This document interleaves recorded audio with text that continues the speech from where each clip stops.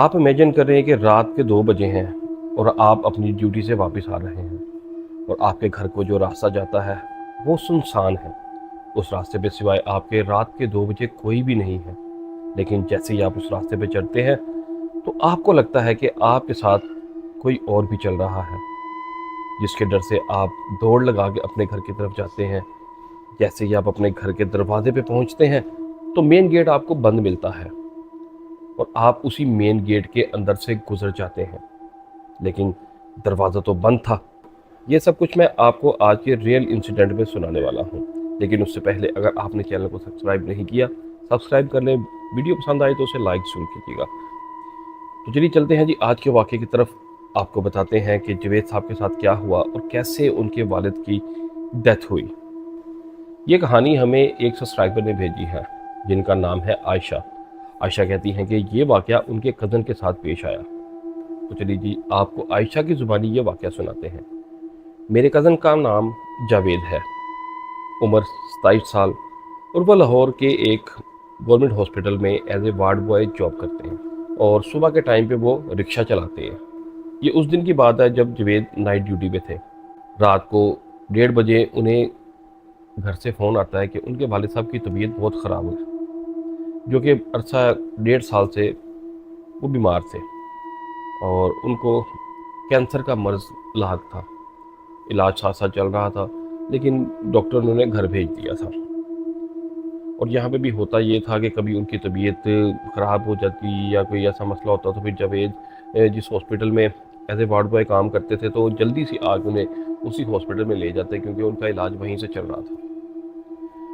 ये उस दिन की बात है कि जावेद अपनी ड्यूटी पे थे और रात को 1:30 बजे उन्हें घर से कॉल आता है कि तुम्हारे अब्बू की तबीयत बहुत ख़राब है। अब जावेद क्या करते हैं जी कि हॉस्पिटल से निकलते हैं और अपने घर की तरफ चल पड़ते हैं। जावेद के पास साइकिल थी। जावेद अपनी साइकिल पे निकलते हैं और घर की तरफ चल पड़ते हैं। उनके घर से कोई तकरीबन उनका हॉस्पिटल कोई 20 से 25 मिनट के फासले पे था। 25 मिनट का फासला तय करके वो जैसे अपने घर पहुंचते हैं तो उनका घर एक सरकारी कॉलोनी में था। अब वो कॉलोनी इस तरह थी कि वहाँ पे रिहाइश बहुत कम थी और जावेद का जो घर है ना वो कुछ इस तरह है कि जो सड़क उनके घर को जाती है ना वो एक लंबी सड़क है और उसके दोनों तरफ दरख्त लगे हुए, यानी कि झाड़ियाँ टाइप आप उन्हें कह सकते हैं, वो लगे हुए हैं और उनके अंदर से गुजर के जाना होता है सामने। और आयशा बताती हैं कि मेरे कज़न जो है ना जब अपने घर की सड़क पे पहुंचते थे ना तो ये सड़क टूटी फूटी भी थी। तो यहाँ से वो साइकिल पे बैठ के सफ़र तय नहीं करते थे घर तक का। ये कोई 300 मीटर की सड़क थी जो वो पैदल तय करते थे साइकिल को साथ पकड़ के। जैसे ही जावेद उस सड़क पे पहुंचते हैं तो मौसम कुछ ज़्यादा ख़राब हो चुका था। तेज़ हवा चलने लगी और बूंदाबांदी भी स्टार्ट हो गई थी।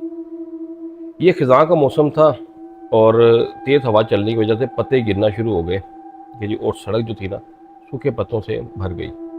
एक आवाज़ साइकिल के टायर जब पत्तों पे आते थे तो उसकी आवाज़ आती थी। दूसरी आवाज़ जावेद के अपने कदमों की थी। जब वो सूखे पत्तों पे आते तो एक अजीब सी आवाज़ आती। उसके अलावा एक और आवाज़ थी जिसने जावेद को खौफजदा कर दिया, और वो आवाज़ कुछ इस तरह की थी कि जैसे जावेद पाँव रखता था किसी सूखे पत्ते पे तो सेम उसी तरह उसे लगता था कि किसी और ने भी एक सूखे पत्ते के ऊपर पाँव रखा है। लेकिन जावेद और दूसरी आवाज़ में फ़र्क सिर्फ ये था कि जावेद जब पाँव रखता था तो आवाज़ सिर्फ पत्ते की आती थी, लेकिन जब दूसरा पाँव आता था तो आवाज़ पत्ते की तो आती थी, लेकिन उसके साथ झांझर की आवाज़ भी आती थी, जैसे किसी ने अपने पाँव में कोई पायल पहनी हुई है या उसने घुंघरू बांधे हुए हैं पैर में, तो वो जब पैर रखती है या पैर रखता है तो एक झनकार की आवाज़ भी आती है।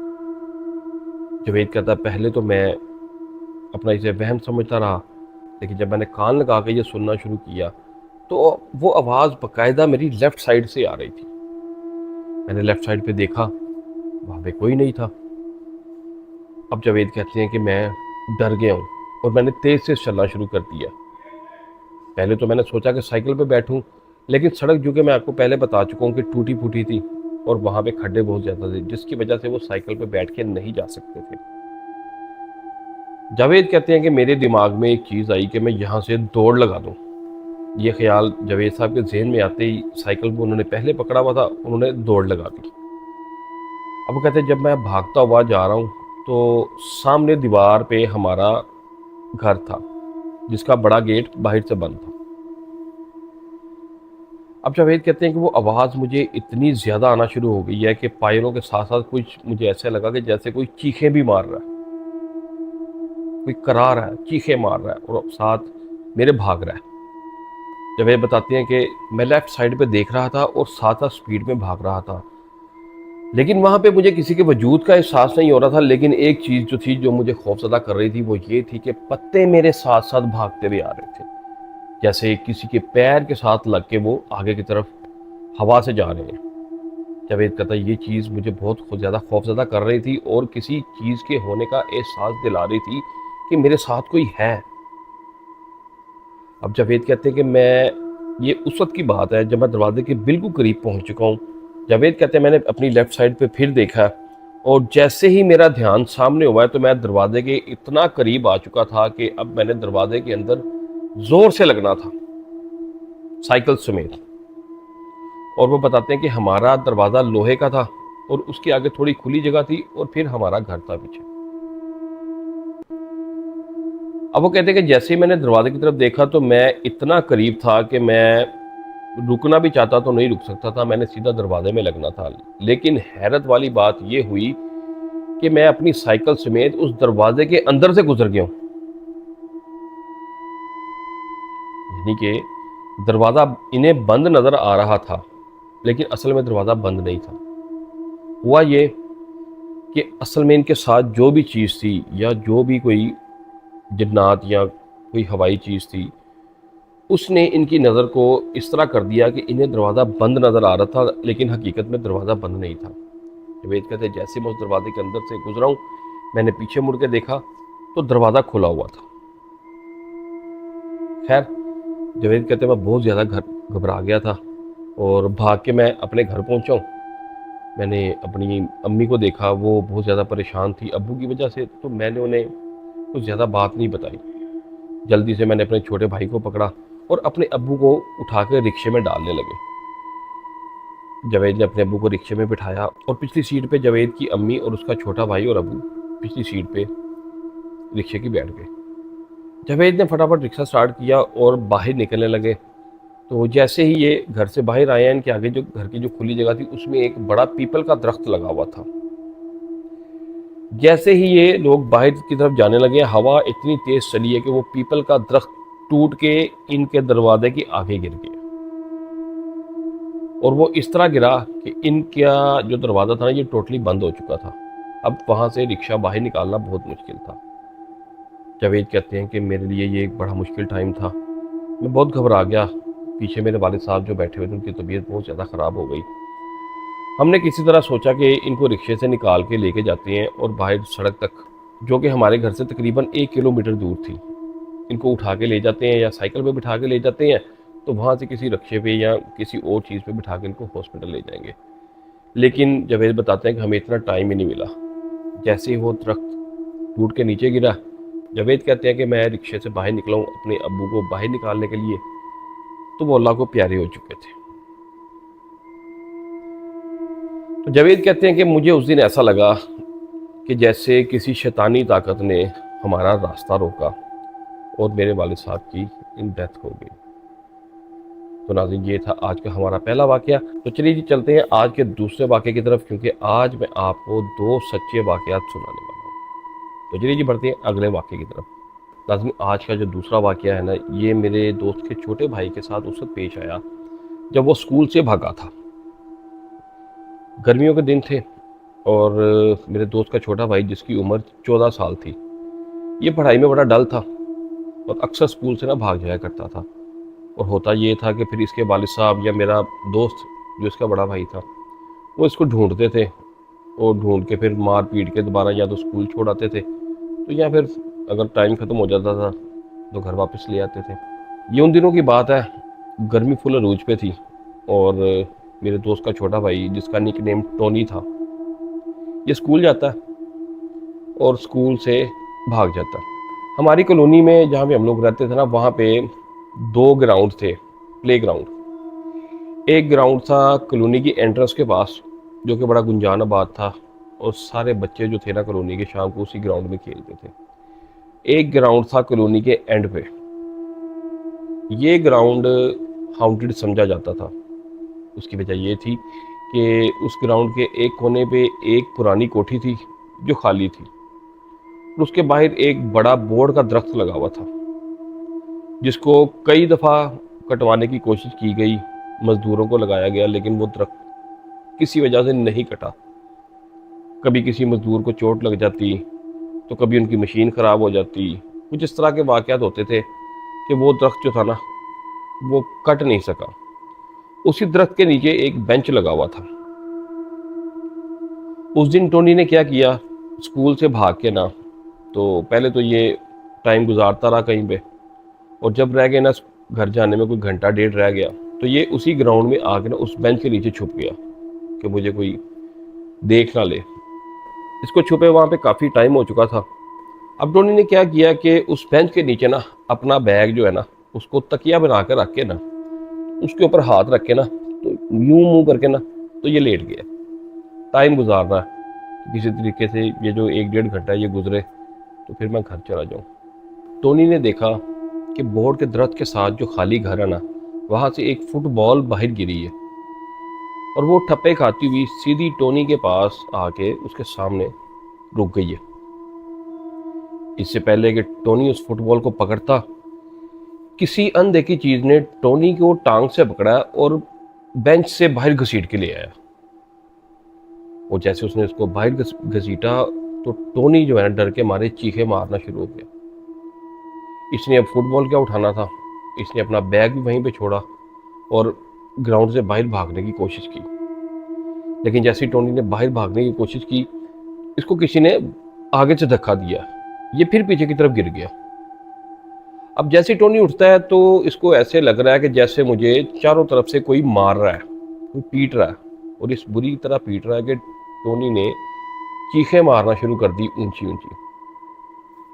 इतने में क्या होता है कि ये घर से लेट हो चुका था, और इसके अब्बू जो थे ना, इसको ढूंढने के लिए इसके स्कूल चले गए। जैसे वो स्कूल पहुंचे, तो उन्हें पता लगा जी कि टोनी तो आज स्कूल ही नहीं आया। वो इसको देखने के लिए गुस्से में ग्राउंड में गए कि शायद बच्चों के साथ खेल रहा होगा। जब टोनी के अब्बू वहाँ पहुँचे, तो वो ग्राउंड में भी नहीं था। उनके दिमाग में ख्याल आया कि दूसरी ग्राउंड में देखता हूँ, शायद वहाँ पे ना खेलता हो। ये ख्याल आते ही टोनी के अब्बू दूसरी ग्राउंड में आए, और जैसे ही वो इस ग्राउंड के पास आए, तो उन्होंने एक अजीब सा मंजर देखा। वो देख रहे हैं कि टोनी भाग रहा है और बच रहा है। ऐसे बच रहा है जैसे उसे कोई मार रहा है, और वो आगे हाथ करके उनसे बचने की कोशिश कर रहा है, और साथ चीखें मार रहा है और ऊंची ऊंची रो रहा है। उसके अब्बू ने दूर से जब ये सारा माजरा देखा, तो वो बड़े परेशान हुए, और फटाफट अपनी साइकिल जो है ना, उन्होंने ग्राउंड के बाहर खड़ी की और भाग के ग्राउंड के अंदर गए।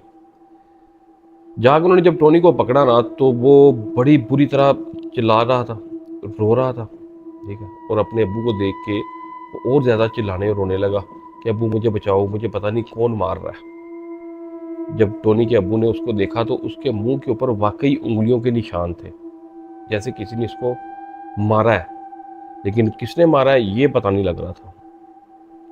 टोनी के अब्बू पहले तो समझे शायद ये किसी के साथ लड़ा, तो उसने या इसने कोई शरारत की है, उसने इसको मारा। उसके अब्बू ने इसको पूछा कि तुमने लड़ाई की है किसी के साथ? तो वो रोते रोते कह रहा था, नहीं अब्बू, मैं ये फुटबॉल को पकड़ने लगा हूँ, तो मुझे पता नहीं, नज़र नहीं आ रहा कौन मुझे मार रहा है, लेकिन मुझे थप्पड़ मार रहा है, कोई नीचे गिरा रहा है। और ये सारा वाक़या टोनी के वालिद साहब बाहर से देख भी चुके थे। खैर उन्होंने फिल वक्त तो वहाँ से निकलने की, क्योंकि जो सीन उन्होंने देख लिया था ये बड़ा खौफनाक था। टोनी के अब्बू वहाँ से निकले, इसको घर लेके आए, और घर लाते ही टोनी को 104 बुखार चढ़ गए। 2-3 दिन तो टोनी बुखार से ही गिरा रहा। जब इसे होश आया, तो इसके वालिद साहब ने उसे प्यार से बिठा के पूछा कि बेटा क्या हुआ था। फिर टोनी ने बताया कि अब्बू, मैं स्कूल से भाग के उस बेंच के नीचे छुपा हुआ था, तो बोर्ड के दरख्त के साथ वाला जो घर है ना, वहाँ से एक फुटबॉल आया, उसको मैं पकड़ने लगा तो मुझे किसी ने टांग से खींच के बाहर निकाला, मारा, और मैं चीख रहा था, भागने की कोशिश कर रहा था, लेकिन वो मुझे ग्राउंड से बाहर निकलने नहीं दे रहा था। ये सारी बातें सुन के टोनी की वालदा बहुत घबरा गई। उन्हें समझ आ गई कि मेरे बच्चे के साथ ना कोई गलत काम हो गया। अब होता ये था कि टोनी रात को जब सोता था ना, तो चीखे मार के उठ जाता था। कभी इसने पानी को देख के चीखें मारना शुरू कर देनी, कभी खाना इसके सामने आना तो उसने उसको हटा के तो कोने में जाके छुप के बैठ जाना, रोना। ये काम उसने स्टार्ट कर दिया था। उस टोनी के वालिदैन उसकी इस हरकत से ना बहुत परेशान हो गए कि उनका बच्चा किस मर्ज में मुब्तला हो गया। डॉक्टर को चेक करवाया, उन्होंने कहा कि इसे कोई मर्ज नहीं है। एक दिन टोनी की दादी उनके घर पे यहीं रहने के लिए, तो टोनी के अब्बू ने अपनी अम्मी को बताया कि ये इस तरह मसला हुआ सारा। तो बड़े बुजुर्ग थे, उन्हें समझ आ गई कि इसको क्या मसला हुआ। वो टोनी को लेके गुजरात एक गांव में गई, जहाँ पे एक बुजुर्ग थे। उनसे दम वगैरह करवाया, उन्होंने तावीज़ वगैरह लिख के दिए कि ये इस तरह आपने अपने घर जाके इन तावीज़ का पानी जो है ना अपने चारों कोनों पे घर के वो छिड़कना है, और ये तावीज़ जो है ना हर वक्त टोनी के गले में पहना के रखना। उस दिन के बाद टोनी जो है ना अपनी वापस असल रूटीन में आना शुरू हो गया। अच्छा, जब ये बात पूरे मोहल्ले में फैल गई कि टोनी के साथ दूसरी ग्राउंड में इस तरह हुआ है, तो लोग जो पहले इक्का दुक्का वहाँ पे जाते थे उन्होंने भी जाना छोड़ दिया था। इस वाक़े के बाद तकरीबन 3 माह तक टोनी घर से अकेला बाहर नहीं निकला। अगर वो कहीं जाता था या तो अपने अब्बू के साथ जाता था, या अपने भाई के साथ, या अपनी अम्मी के साथ। फिर आहिस्ता आहिस्ता टाइम बदलता गया और टोनी की हालत जो है ना वो ठीक हो गई। लेकिन हुआ ये कि जब तक हम लोग भी वहाँ पे रहे ना, किसी बच्चे बड़े ने उस ग्राउंड की तरफ मुंह नहीं किया। तो नाज़रीन, ये था जी आज का हमारा दूसरा वाक़या। अगर आपको पसंद आया हो तो शेयर लाइक सब्सक्राइब लाजमी कीजिएगा। चैनल की सपोर्टिंग के लिए बेल आइकन दबाना हरगिज़ मत भूलिएगा। अपना ख्याल रखिएगा, हमें दुआ में याद रखिएगा। अल्लाह हाफ़िज़।